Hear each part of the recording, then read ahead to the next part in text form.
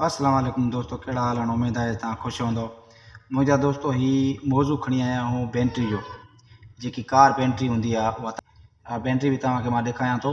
उन car battery जो मौज़ू आहे कार बैटरी जो, जेको तव्हांखे असां सम्झाईंदासीं त हिन बैटरी में पाणी घणी टाइम खां अॻु में तव्हांखे चेक करणु घुरिजे ऐं केतिरे ताईं बैटरी हीअ टाइमिंग कढंदी ऐं केतिरे ताईं तव्हांखे हीअ बैटरी साथ ॾींदी। दोस्तों जेको तेज़ाब बैटरी जो आहे उहो वक़्त ते असां मटाईंदा न आहियूं ऐं टाइम ते असां उन खे चेंज न कंदा आहियूं या टाइम ते असां उन खे चेक न कंदा आहियूं त उन खे खुटणु पाणी न ॾियूं। तेज़ाब पाणी जेको आहे उहा खुटे न त उहो उन जा सेल जेके आहिनि त उहे मज़बूत रहंदा आहिनि ऐं उन जी ज़िंदगी रहंदी आहे। उन जी वारंटी हूंदी आहे 6 महीना।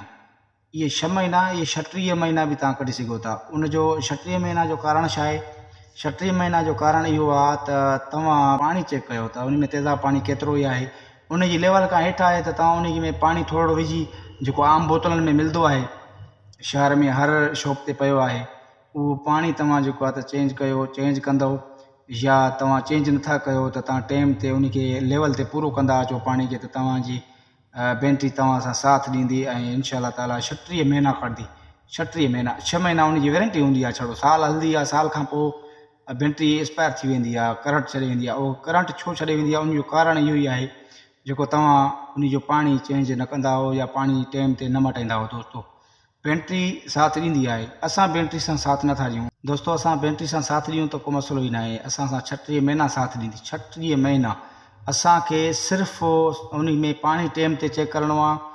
सिर्फ़ु ऐं सिर्फ़ु असांखे हफ़्ते में या 15 ॾींहं असांखे ॾिसणो आहे। उन में पाणी खुटल हुजे त सिर्फ़ु असां विझूं, जो न ढकणा खोले ॾिसूं। अगरि असां ढकणनि में पाणी पूरो बीठो आहे त तव्हां कुझु बि न कयो, साॻी ढकणा तव्हां टाइट करे बंदि करे तव्हांखे हुते अॻिते ॾेखारियूं था बैटरी में।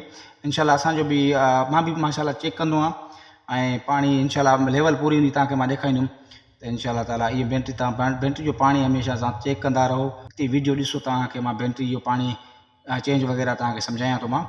तो बैटरी अॻिते चेक कयूं था।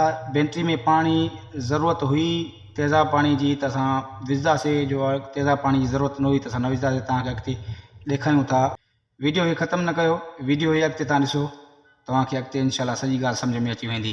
कयो बैटरी जो पाणी चेक कंदो त पाणी सही हूंदो। बैटरी जो पाणी सही हूंदो त रस्ते में तव्हांखे दिक़त न थींदी। किथे बि तव्हां वञी करे पींदव, सर्फ हणंदव, सर्फ हणण सां गाॾी स्टार्ट न थींदी, बैटरी ख़तमु थी वेंदी। बैटरी ख़तमु थियण खां बचाइण जो इहो ई तरीक़ो आहे त बैटरी जो पाणी जेको आहे त उहो पूरो हुजे। हमेशह तव्हां जॾहिं बि कढो, ॿियो न आहे बि माना हफ़्ते में हिकु दफ़ो तव्हां चेक कयो। हफ़्ते में हिकु दफ़ो चेक कंदव, हिकु दफ़ो हफ़्ते में, त बैटरी जेकी आहे त उहा ही बैटरी तव्हांखे किथे बि धोखो न ॾींदी। दोस्तों तव्हां ही